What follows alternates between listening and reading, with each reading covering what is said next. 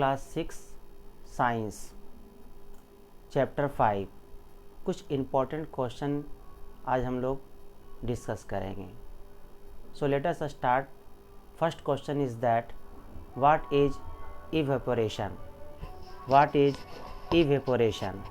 Evaporation क्या है? Evaporation को बोला जाता है वाष्पीकरण।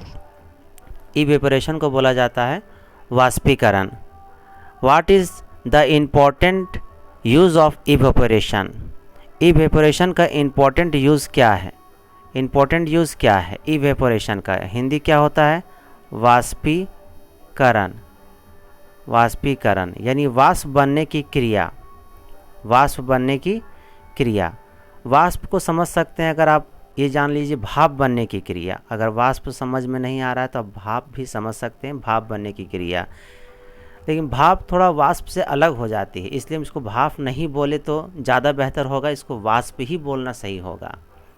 ठीक है, तो वाष्पीकरण। और अब इसका डिफिनेशन पढ़ते हैं।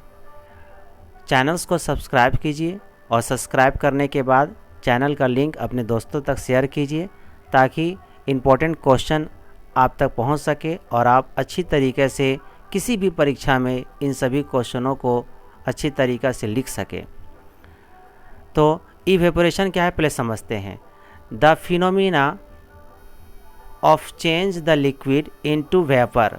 Vapour liquid. लिक्विड किस में चेंज हो गया? वेपर में। लिक्विड किस में चेंज हो गया? वेपर में। अगर यहाँ पर एक प्लेट ऐसे सपोज कर लेते हैं, ये प्लेट है और इस प्लेट में वाटर भरा हुआ है और इसको धूप में रख देते हैं।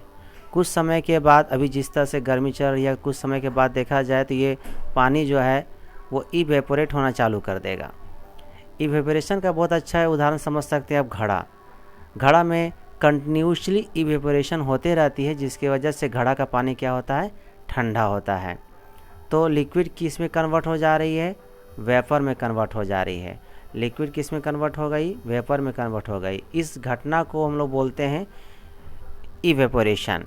और इसमें एक छोटा सा बात याद रखना है कि इवेपोरेशन जो होती है वो below it's boiling point. Below it's boiling point. Water का बॉइलिंग पॉइंट कितना होता है? 100 डिग्री सेल्सियस।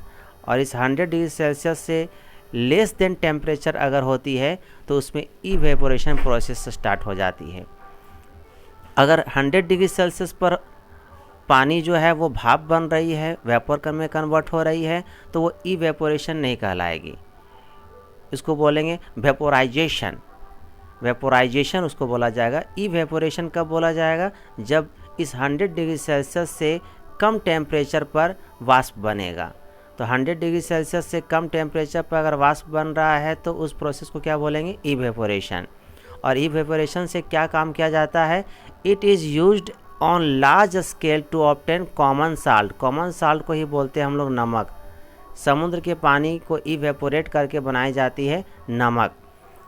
तो नमक बनाने में इवेपोरेशन प्रोसेस बहुत बड़े पैमाने पर काम करता है। तो ये इसका आंसर हो गया। नेक्स्ट क्वेश्चन है डिफाइन सॉल्युबिलिटी। सॉल्युबिलिटी किसे कहते हैं? सॉल्युबिलिटी को समझना होगा। सॉल्युबिलिटी के साथ साथ इसमें देखिए क्वेश्चन और मिला हुआ, how does solubility of substance very with the temperature.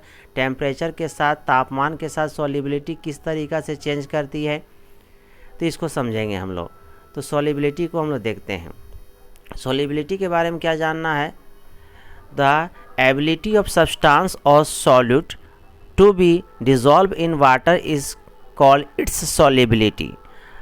Water में कोई सब्सटेंस जब हम घोलते हैं तो वाटर की अपनी कैपेसिटी होती है। जितनी कैपेसिटी होगी उतने ही वो सामान को अपने अंदर घोल पाएगा। जैसे एक गिलास पानी लेते हैं, उसमें अगर 2 चम्मच चीनी डाल देते हैं या नमक डाल देते हैं या मिश्री कुछ भी डाल देते हैं तो वो घोल देती है। अब इसी तरीक़ा से हम उसमें 4 चम्मच 5 चम्मच डालते जाएंगे, वो पानी घोलते जाएगी। एक वक्त ऐसा आएगा कि आप जब चीनी डालिएगा, नमक डालिएगा तो पानी जो एक गिलास था वो उसको घोलना बंद कर देगा। इसका मतलब कि उसकी एबिलिटी अब नहीं है कि उस चीनी या नमक जो आप एक्स्ट्रा डाले हैं उसको घोल सके। तो सभी का एक सीमा होता है, लिमिट होता है। तो वाटर की अपनी एक एबिलिटी होती है, उसकी क्वांटिटी के अनुसार जिसके अनुसार वो अपने अंदर सामानों को घोलती है। तो कोई भी वाटर की क्वांटिटी के अनुसार उसमें कितना सामान घुल सकता है, ये कहलाती है उसकी सॉल्युबिलिटी। तो सॉल्युबिलिटी हो गया। तो अगर हम देखें एक गिलास पानी में कि 3 चम्मच या 4 चम्मच चीनी आसानी से घुल जाती है, चौथा चम्मच या 5वां चम्मच डालते हैं तो नहीं घुल पाती है। तो इसका मतलब उस एक गिलास पानी की सॉल्युबिलिटी कितनी हो जाएगी, 3 चम्मच शुगर या 4 चम्मच शुगर। ठीक है। अब टेम्परेचर जब इंक्रीज करेगा, खास कर गर्मी के दिनों में या पानी को गर्म कर देंगे तो सॉल्युबिलिटी विल ऑल्सो इंक्रीज। तो सॉल्युबिलिटी भी क्या हो जाएगी, बढ़ जाएगी। टेम्परेचर के बढ़ने से सॉल्युबिलिटी भी क्या करती है, बढ़ती है, और टेम्परेचर के घटने से सॉल्युबिलिटी भी क्या करेगी, घटेगी।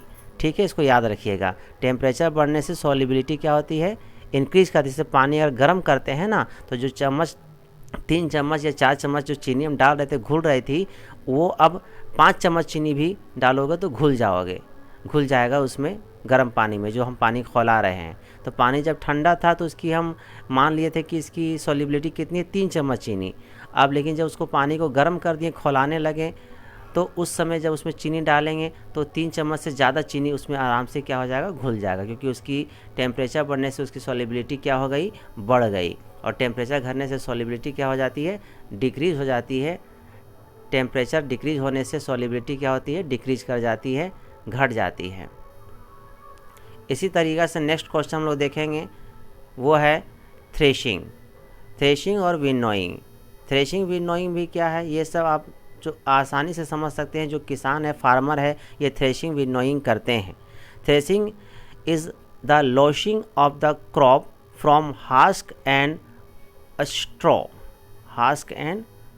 जो भूसा होता है, भूसा हो गया इस तरह से, या इसको हम लोग बिचाली भी बोल सकते हैं, तो उसको बोले हम लोग यहाँ पर स्ट्रॉ। तो threshing is the loosing of crop from the husk and straw. इससे क्रॉप को हटाना। जैसे धान हो गया, तो धान को क्या करता है कि खेत से लाने के बाद उसको पीट पीट के धान के दाने जो होते हैं उसके बिचाली से क्या कर दिया जाता है, अलग कर दिया जाता है। ये क्या कहलाता है, थ्रेशिंग। अब नया जगह पर थ्रेशिंग मशीन भी आ गई है, जिससे आपको धान ऑटोमेटिक उसके क्रॉप से क्या हो जाता है, अलग हो जाता है। तो थ्रेशिंग हो जाने के बाद धान जो है अलग हो गया, बिचाली अलग हो गया, वो बिचाली अलग हो गया, धान अलग हो गया। इसके बाद आता है विनोइंग। विनोइंग वर्ड बन गया विंड से विनोइंग। हवा के तेज़ झोंकों का इस्तेमाल होता है, और देखे होंगे खड़ा होकर के लोग धान को इस तरीक़ा से हिलाते हैं और गिराते हैं, तो जो छोटे छोटे धूलकण होते हैं वो हल्का होने की वजह से दूर जाके गिरता है, और धान जो भारी होती है वो सामने गिरती है। इस तरह के मेथड को बोलेंगे विनोइंग। तो विनोइंग भी काफ़ी प्रचलित है। ये क्या होता है, सेपरेशन मेथड है। Grain from the